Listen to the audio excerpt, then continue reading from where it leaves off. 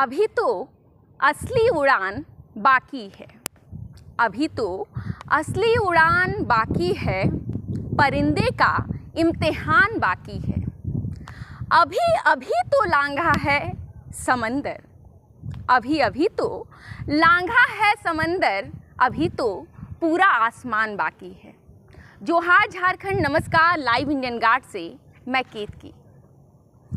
कामयाबी की ऊंचाई नापना आसान नहीं होता, लेकिन हाँ, जज्बा हो तो आसमान भी छोटा होता है।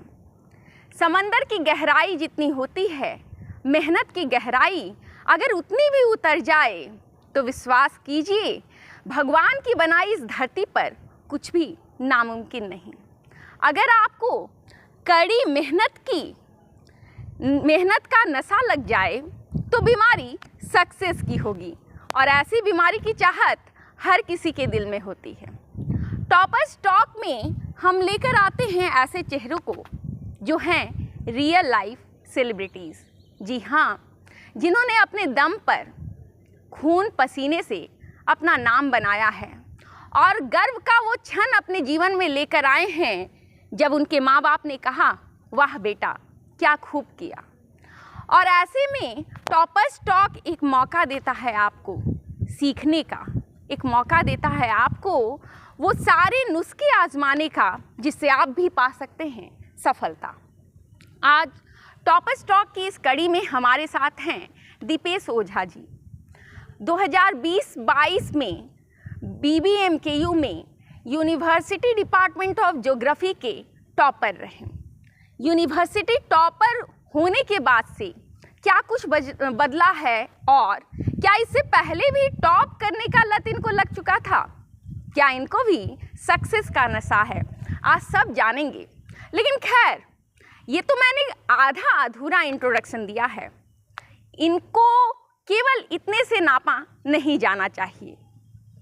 UPSC के PT को इन्होंने क्लियर किया और BPSC का मेंस 2 बार लिख चुके हैं, और साथ ही साथ अभी तो बस शुरुआत हुई है। ये तो ट्रेलर है, मूवी अभी रिलीज़ होनी बाकी है।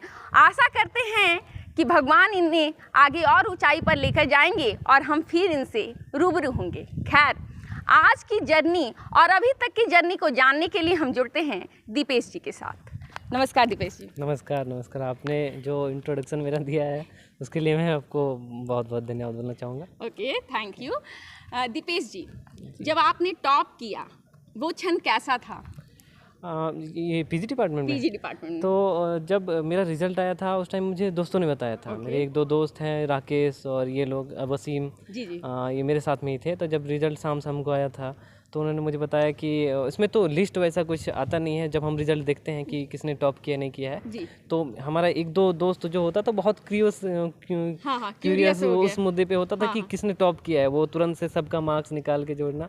तो उन्हीं में से किसी ने मुझे बोला कि जो है तुम ही टॉप किए हो।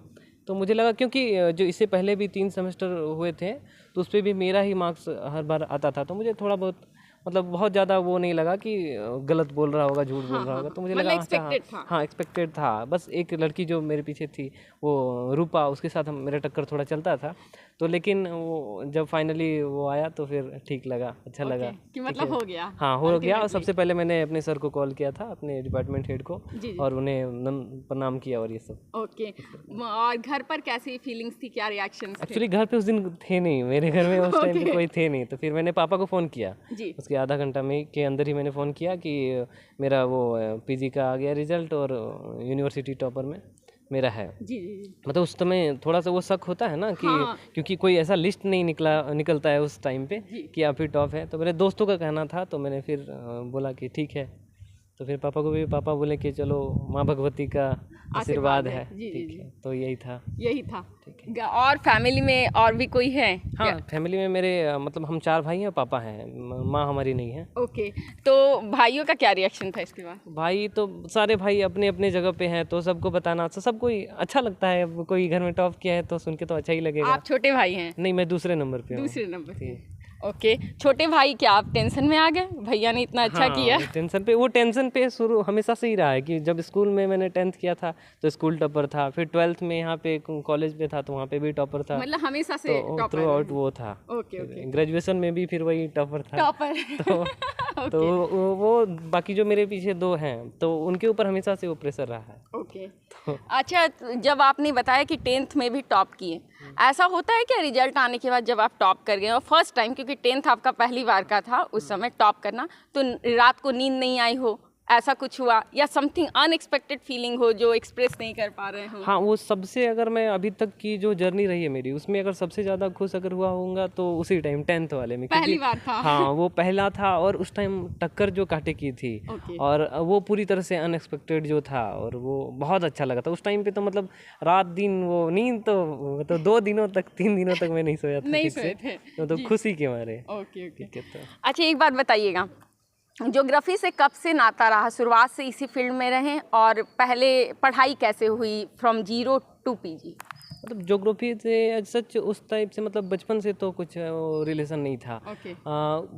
मेरा इंजीनियरिंग और इन सब बैकग्राउंड में वो मुझे अच्छा लगता था। बचपन में तो मुझे साइंटिस्ट और ये सब साइंस में बहुत रुचि थी, तो वो बनना था। तो मैंने सोचा था कि बीटेक वगैरह करूँगा, उसके लिए ट्राई भी किया। लेकिन अगर ज्योग्राफी जैसे सब्जेक्ट की अगर आपने जो स्पेसिफिक पूछा कि इससे कब से जुड़ा हुआ, तो ये मैं बोलूँगा ग्रेजुएशन के बाद, क्योंकि मैंने 12th तक साइंस से ही किया हुआ था और 12th तक वो ज्योग्राफी जो हम 9th-10th में पढ़ते हैं वो 6 to 10 तक। उसके बाद फिर ग्रेजुएशन के टाइम में मैंने यूपीएससी के लिए सोचा था जब, तो यूपीएससी में एक ऑप्शनल सब्जेक्ट रखना होता है, तो मैंने ज्योग्राफी को रखा था। एनसीईआरटी वगैरह पढ़ा, तो ये थोड़ा सा टेक्निकल सा सब्जेक्ट है। बाकी सब्जेक्ट में क्या होता है, हिस्ट्री वगैरह में आपको चीज़ें उस टाइप से नहीं याद होती है, और ये टेक्निकल है, इसमें कॉन्सेप्ट अगर आप समझते हैं तो बाकी चीज़ों को भी एसोसिएट करके समझने में आसानी होती है। ठीक है, वो लोड नहीं होता है बार बार रिपीटेशन का। एक बार आपने कॉन्सेप्ट को समझ लिया है तो आप लंबे समय तक उसको रिवीजन नहीं भी करते हैं, बस पॉइंट वाइज अगर आप समझते हैं तो ठीक मैनेज कर सकते हैं, तो स्कोरिंग होता है फिर। तो वहीं से मेरा तो ग्रेजुएशन से ज्योग्राफी पढ़ना आपने शुरू किया था और अच्छे से किया। ओके अच्छा, इससे पहले आपने बताया कि इंटरमीडिएट साइंस से रहा आपका, तो उसके बाद आप ज्योग्राफी में आते हैं जो यहाँ पर झारखंड में पर्टिकुलरली एक आर्ट्स का सब्जेक्ट है, साइंस नहीं है। हालांकि कई जगह साइंस कंसीडर करते हैं, यहाँ नहीं करते हैं। तो रिएक्शंस नहीं आए कि साइंस से आर्ट्स में जा रहे हो, ये तो पतन की तरफ तुम्हारा रास्ता मुड़ गया है? या फिर आर्ट्स, क्योंकि वैसे बच्चों का सब्जेक्ट माना जाता है कि जिन्हें कहीं जगह नहीं मिली वो आर्ट्स लेंगे, तो ऐसे में आपके साथ क्या हुआ? हाँ, रिएक्शन था घर में लोग कि एक थ्रू आउट जो टॉपर रहे हो, उसके बाद सीधा बीटेक और इन सब चीज़ों में रुचि थी, साइंस में अचानक से आर्ट्स में आना। तो लेकिन मैंने उन्हें कन्विंस कर लिया कि आर्ट्स अलग चीज़ है और ज्योग्राफी से आर्ट्स अलग चीज़ है। जब आप ज्योग्राफी से आर्ट्स करते हैं तो अगर आप मान लेंगे कि मैंने आर्ट्स किया हुआ है तो फिर ये तो अपर है, ठीक है। तो मैंने कभी माना ही नहीं कि मैं आर्ट्स कर रहा हूँ, ठीक है। मतलब वो ज्योग्राफी से मैं इसको बहुत टेक्निकली ही लेता था इसको, कि ये चीज़ जो है ज्योग्राफी, मतलब खुद से अपने दिमाग में ये परसेप्शन बना लिया था कि आर्ट्स में भी ये सबसे महान है। तो उस टाइप की मेंटालिटी मैंने बना ली थी। तो मैं वो कन्विंस कर लिया था। भैया को थोड़ी बहुत प्रॉब्लम हुई थी, मेरे बड़े भैया को, क्योंकि वो मैथ्स में उन्होंने किया हुआ था।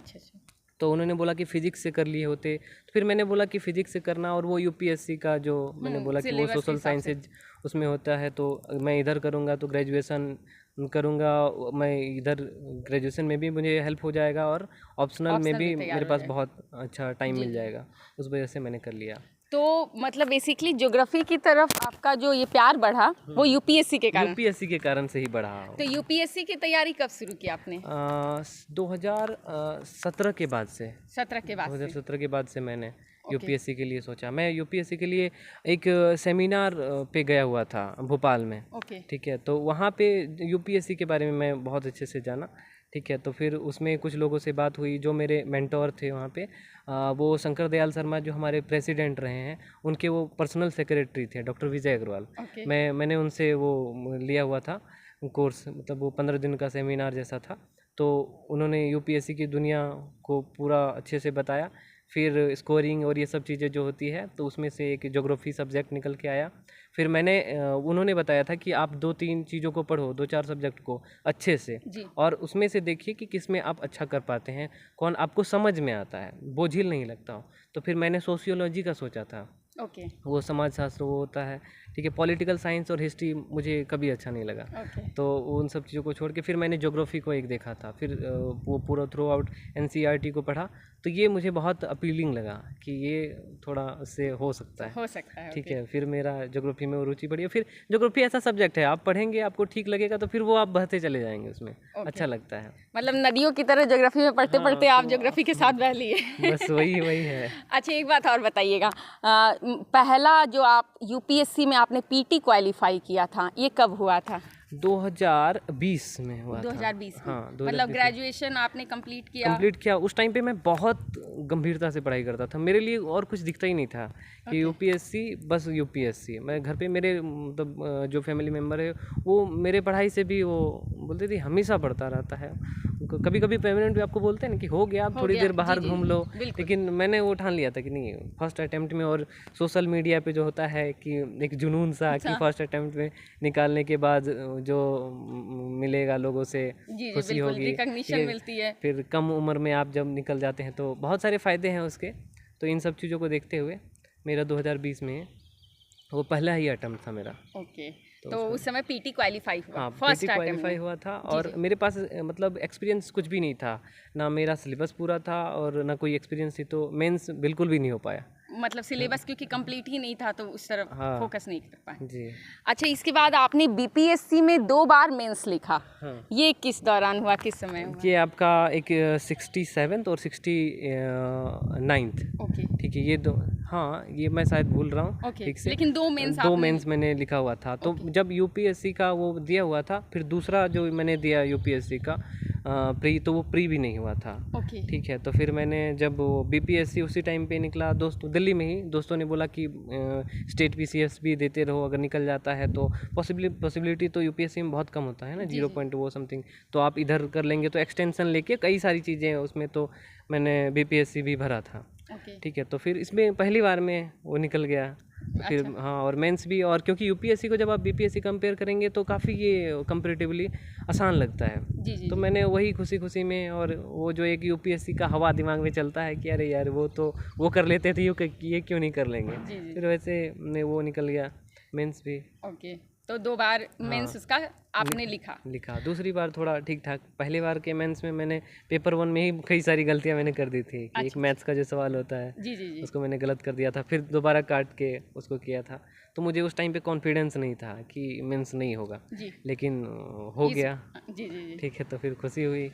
अच्छा, एक बात और बताइएगा, जैसे आप PG में आपने टॉप किया ज्योग्राफी के कारण, तैयारी UPSC की कर रहे थे और उसके ज्योग्राफी के कारण आप इन 2 सालों में जो भी आपने पढ़ा हो, लेकिन इन 2 सालों की मेहनत अकेली नहीं थी, क्योंकि आपने UPSC के लिए पढ़ा था, उसका भी वजन काफ़ी रहा होगा।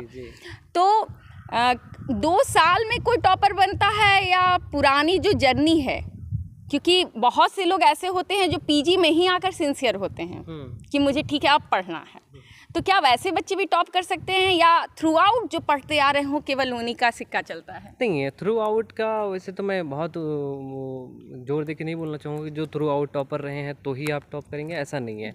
इसमें एक्चुअली मार्क्स पर है, ठीक है, कि आप 4 सेमेस्टर देते हैं, पर सेमेस्टर में आपको मार्क्स मिलते हैं, आप गंभीरता से पढ़ाई करते हैं, आपको मार्क्स अगर सबसे ज़्यादा मिल गए तो आपने टॉप कर लिया, ठीक है। तो आप सिंसियर अगर इन 2 सालों में हो जाते हैं तो इसमें भी आप टॉप कर लेंगे। वैसे कोई थंबनेल रूल नहीं है कि आप थ्रू आउट अगर टॉपर रहे हैं तो ही टॉप करेंगे। अच्छा, पढ़ाई के अलावा कोई और हॉबी रही आपकी? मेरी हॉबी है, मैं मूवीज़ और बुक्स, मूवीज़ मैं बहुत देखता हूँ, हॉलीवुड मूवीज़, और उसमें भी डॉक्यूमेंट्री टाइप जो होती हैं वो सारी मूवीज़ मैं बहुत देखता हूँ। और किताबें पढ़ने का मुमुझे बहुत शौक है, मैं बहुत सारी किताबें पढ़ता हूँ। कैसी मोटिवेशनल बुक्स पढ़ते हैं? मोटिवेशनल पहले पढ़ता था, लेकिन अब जो है रियल लाइफ से रिलेटेड हो, बायोग्राफीज बहुत सारी हो, ऐसा मैं ये बुक्स बहुत सारी पढ़ता हूँ। आगे का करियर एम्बिशन क्या है, अब क्या करना है? अब सिविल सर्विसेज ही है, सिविल सर्विसेज मेन फोकस मेरा सिविल सर्विसेज में ही है। और प्रोफेसरशिप का या लेक्चरशिप का भी सोचते हैं? वो बहुत बाद में, बाद में बहुत बाद मतलब वो प्लान भी हो सकता है। प्लान भी हो सकता है, हो सकता है। होगा नहीं, मतलब हो सकता है वाला ही हो सकता है, जिसकी चाहत आपको बिल्कुल नहीं है। मुझे नहीं है, मैं टीचिंग वाले प्रोफेशन में कभी नहीं आना चाहता था। ओके। मुझे पढ़ाना बहुत अच्छा नहीं लगता है, लेकिन मैं ठीक ठाक पढ़ा लेता हूँ। पढ़ा लेते तो हैं, बच्चों को पढ़ाता हूँ तो बच्चे बोर नहीं होते हैं, वो अप्रिशिएट करते हैं। वो लेकिन ठीक-ठाक- आपकी खुद की मर्जी नहीं है नहीं, इसमें। मर्जी नहीं है मेरी कि ओके। मैं टीचर एज अ टीचर खुद को देख नहीं पाता हूँ जी जी कि जी। मैं एक टीचर हूँ। अच्छा, एक बात और बताइएगा, आम परसेप्शन है जो सोसाइटी में कि पढ़ने वाले बच्चे जो होते हैं कट ऑफ हो जाते हैं सोसाइटी से और बड़े सिंपल रहते हैं, स्टाइल से या फिर जो अभी चल रहा हो दुनिया में उससे उनको मतलब नहीं होता है। क्या आपको ऐसा लगता है कि टॉपर्स ऐसे ही होते हैं या टॉपर्स में भी स्टाइलिश ऑल्सो? हाँ, होते हैं, कई सारे होते हैं स्टाइलिश, और वो पर्सन टू पर्सन डिपेंड करता है। कोई ऐसा रूल नहीं है कि आप अगर टॉपर हैं थ्रू आउट या उस टाइप का कोई एम्बिशन लेके चलते हैं तो आपको खुद को सोसाइटी से अलग कर लेना होगा। मुझे नहीं लगता ऐसा, क्योंकि जब मैं दिल्ली में था तो मैंने देखा कि मेरे रूममेट या फिर आसपास के जो भी होते थे पीजी में, तो कई सारे लोग होते थे जो खुद को एकदम कट आउट रखते थे, हमेशा से सेपरेट रखना, लेकिन उनका वो बहुत ज़्यादा सक्सेस उनको मैं नहीं देखता था। लेकिन कई लोग होते थे जो आराम से कोचिंग करते थे, लोगों से मिलते जुलते थे, और फिर लास्ट में रिजल्ट में देखता था कि उनका नाम है लिस्ट पे, ठीक है, उन्होंने क्वालिफाई कर लिया है मेंस पीटी, ठीक है। तो ऐसा मुझे नहीं लगता कि अगर आप टॉपर हैं तो आपको बहुत अलग रहना होगा, सेपरेटेड होना होगा, ऐसा मुझे नहीं लगता। ओके। अच्छा, सोशल मीडिया का क्या रोल हो सकता है, क्योंकि बड़ा कंटेंशियस इशू होता है ये, एक तरफ पॉजिटिव है जितना उससे ज़्यादा नेगेटिव आजकल इम्पैक्ट देखने को मिल रहे हैं, कैसे इसे बैलेंस करें कि पॉजिटिव्स मिले? हाँ, ये मैं इस पे थोड़ा सा टाइम लेना चाहूँगा। सोशल मीडिया तो मैं हूँ एक्टिव सोशल मीडिया पे, लेकिन उतना ज़्यादा नहीं, मुझे एडिक्शन नहीं है। मतलब बस एंटरटेनमेंट पर्पज़ से मैं चलाता हूँ। और सोशल मीडिया से मैं ये भी नहीं बोलूँगा कि सोशल मीडिया से आप बहुत ज़्यादा कुछ जानकारी जुटा सकते हैं, मुझे ये भी नहीं लगता, क्योंकि एक मुझे ये भ्रम के जैसा लगता है। क्या मैंने जो ये 2-3-4 साल जो भी यूपीएससी में दिया मैंने, कि करंट अफेयर्स और इन सब चीज़ों के लिए जो परसेप्शन बना होता है कि सोशल मीडिया से भी कई सारी चीज़ें पता चल जाती है, ठीक है, तो वो भी नहीं है। आपको बैलेंस होना होता है।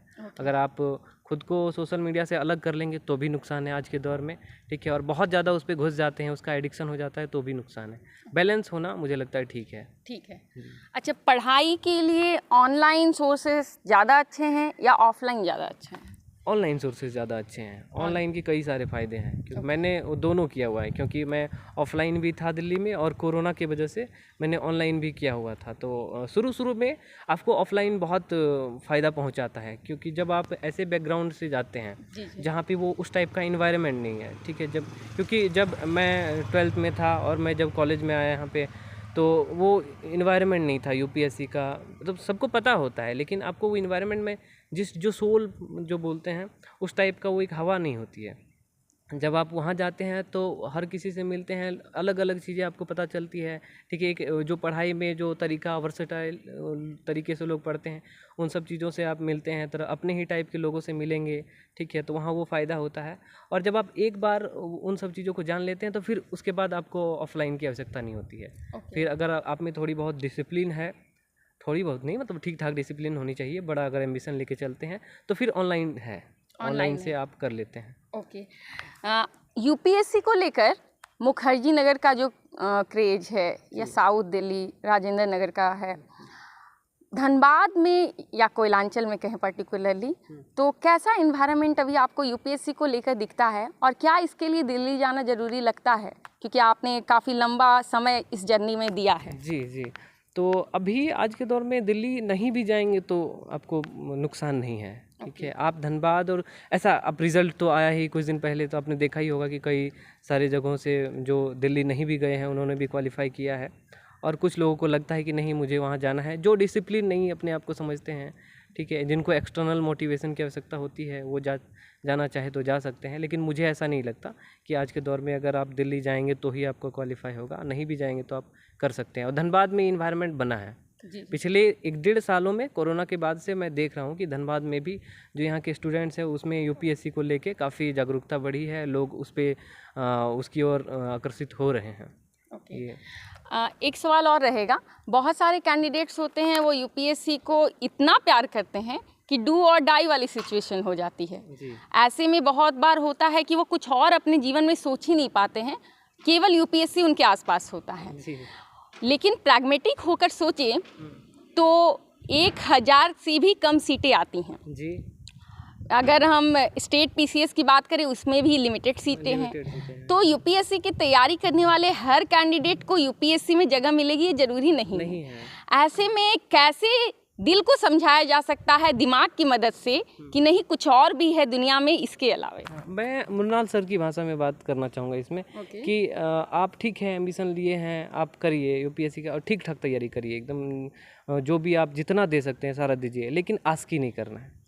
ठीक है, वो सीधा साधा बोलते हैं कि यूपीएससी ठीक है, आपका एम्बिशन है, आप जोर लगा दीजिए, आप में जितना 1-2 साल 3 साल आप 2-3-4 अटैम्प्ट जितना देना चाहते हैं आप दे दीजिए। लेकिन जब नहीं हो रहा है तो उस बात को एक्सेप्ट कर लीजिए कि यूपीएससी की दुनिया मेरे लिए नहीं है, आप फिर दूसरी दुनिया में जाइए, आप वहाँ पे भी बहुत कुछ कर सकते हैं। आज के दौर में आपको बहुत सारे ऐसे लोग मिलेंगे जो बहुत ऊंचे ऊंचे ओहदे में हैं और जो कहते हैं कि मैंने भी ट्राई किया था और मेरा नहीं हुआ और आज हैं वो उस पोस्ट पे। तो कुछ लोग होते हैं कि जो एक्सट्रीम लेवल पे चले जाते हैं, फिर वो वापस मुड़ के देख ही नहीं पाते, खुद को सौंप ही नहीं पाते हैं कि अगर मैं एक अफसर नहीं बना तो खुद मतलब आगे लाइफ में फिर क्या करूँगा। तो आपको सोचना पड़ेगा, प्लान बी लेके चलिए, क्योंकि पॉसिबिलिटी है, सब कुछ आपके हाथ में नहीं होता है, तो आपको एक्सेप्ट करना होता है ये चीज़। ओके, एक और सवाल रहेगा, सक्सेस को कैसे देखते हैं? पैसे रुपए को सक्सेस मानते हैं, ओहदे को सक्सेस मानते हैं, परिवार के साथ को सक्सेस मानते हैं, और सक्सेस के लिए की क्या है? सक्सेस को मैं इसमें ऑब्जेक्टिव होके तो जवाब नहीं दे सकता, मैं भी इसमें एक सब्जेक्टिव ही आंसर देना चाहूँगा कि सक्सेस क्या है मेरे लिए। सक्सेस सेटिस्फेक्शन और थोड़ा बहुत ओहदा, क्योंकि इंडियन सोसाइटी में जब आप रहते हैं तो एक ओहदा एक मायने रखता है, और सेल्फ सेटिस्फेक्शन तो चाहिए, चाहे आप किसी भी पद पे चले जाएं, अगर आप सेटिस्फाइड नहीं है तो फिर वो फिर अच्छा नहीं लगता है। तो उसके लिए, और एक की बात अपने की, तो इसमें मैं परसिस्टेंस, आप कितने इंटेलिजेंट हैं मायने नहीं रखता है, आप एक चीज़ को लेके कितने समय तक परसिस्टेंट रह पाते हैं, ये मेरे लिए, मैंने ये खुद पे ऑब्जर्व किया हुआ है, मैं उस आधार पे बोल रहा हूँ कि एक परसिस्टेंसी जो होता है आपको रखना पड़ेगा, तभी आपको सफलता मिल सकती है। ओके, हमारे व्यूअर्स को क्या कहना चाहेंगे, उस तरफ देखकर कह दे। मैं व्यूअर से यही कहना चाहूँगा कि आपने जो भी एम्बिशन, सिविल सर्विसेज नहीं, जिस भी एम्बिशन में आपने देखा हुआ है सपना कि मैं ये बनना चाहूँगा, आप उस सपने को अपने साथ लीजिए और परसिस्टेंट होके आप उस पर काम करिए लगातार, आपको सफलता मिलेगी। लोगों को मिलती है सफलता, आपको भी मिलेगी, और शुभकामनाएं हैं। ओके, थैंक यू दीपेश जी। तो ये जर्नी है दीपेश जी की। हर व्यक्ति की अपनी जर्नी होती है और विश्वास कीजिए हर किसी में उतना ही रोमांच होता है। हाँ, देखने का नज़रिया अलग हो सकता है पैरामीटर्स आप अलग रख लें, लेकिन जैसे हाथ की 5 उंगलियां समान नहीं होती, वैसे ही सोसाइटी में हर व्यक्ति समान स्टेटस में नहीं होता। लेकिन इसका मतलब ये भी कतई नहीं होता कि एक व्यक्ति दूसरे से कम सक्सेसफुल है। हालांकि मैं ऑप्शंस देती रहती हूँ क्वेश्चन पूछते वक्त, वही ऑप्शंस आप लेकर देखिए आपके लिए सक्सेस का क्या पैरामीटर है, आप कैसे मापते हैं सक्सेस को। और हर टॉपर से बात करने के बाद हमें पता यही चलता है कि अगर आपकी चाहत हो और आप मेहनत करें तो सक्सेस आपको ज़रूर मिलेगी। खैर, अभी के लिए विदा लेना चाहूँगी और फिर जुड़ेंगी आपके साथ। आप बने रहें लाइव इंडियन गार्ड के साथ।